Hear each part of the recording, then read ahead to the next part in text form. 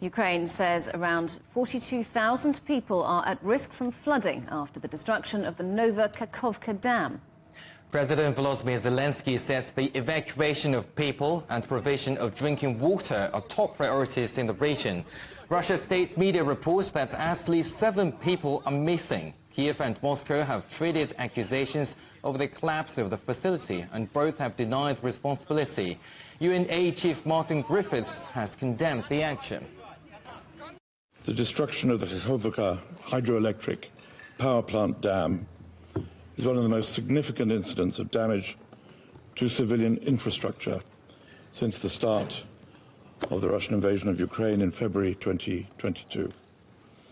The sheer magnitude of the catastrophe will only become fully realized in the coming days. But it's already clear that it will have grave and far-reaching consequences for thousands of people in southern Ukraine on both sides of the front line, through the loss of homes, food, safe water and livelihoods. Well, our correspondent Yolo Abdavid has been following the latest developments. Yolo. Robin, Kakhovka was a dam and a hydroelectric power plant on the Dnieper River in southern Ukraine. It was the 6th and final dam built along the river in 1956, holding back a series of reservoirs with power plants all alongside. The town and port of Kakhovka was built on the eastern side. The dam was strategic because of its sheer size and location. Water was used for agriculture to supply Crimea, and also to cool reactors at the Zaporizhzhia nuclear plant. Now, fighting means the plant is mostly closed now, with only 1 reactor on standby. Kakhovka held back a reservoir that had a surface area of more than 2,000 square kilometers. The dam wall was 30 meters high and more than 3 kilometers long, with road and rail connecting both sides of the river. Now, satellite images show the dramatic change from before, when the dam wall was intact, to after Tuesday, when explosions destroyed a section of it, the breach beginning the inevitable flooding of farmland and communities further south.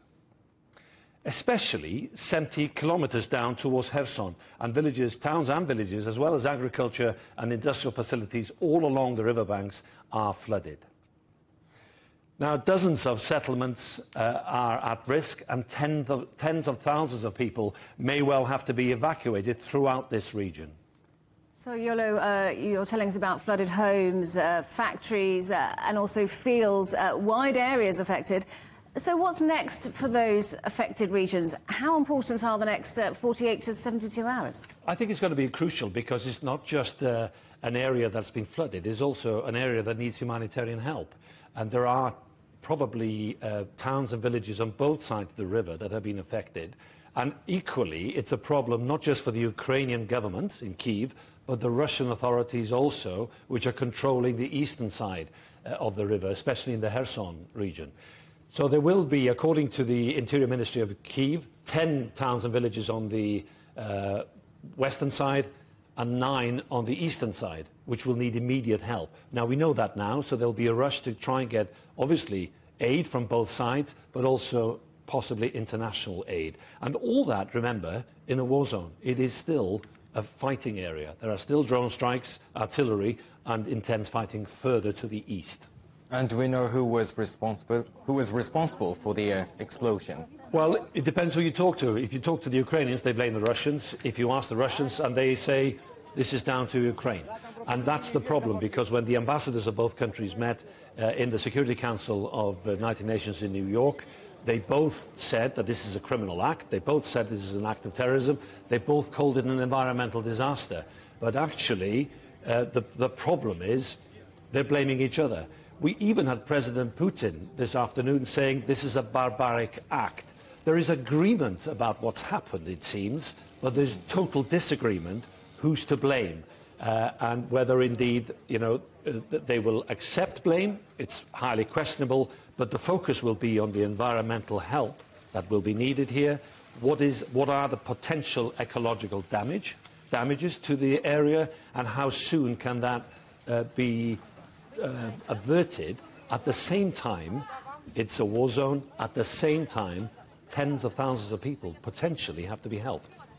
So as you say, Yolo, the focus now really on the environmental concerns. How soon do you think it will become clear enough to work out how bad the picture is and exactly what help is needed?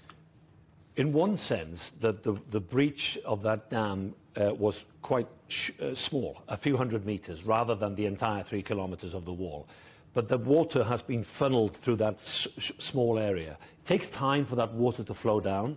The peak of that water flood might be later today, this evening. But then, of course, there has to be an assessment of the damage, the flooding damage, the environmental damage, as well as what are the potential pollutions damage that will be done and possibly that will take more than a few days. I think, first of all, is how quickly the water recedes, or indeed if it does that in certain areas, because it's low land. Yolo, thank you very much. That's our correspondent, Yolo Abdavid.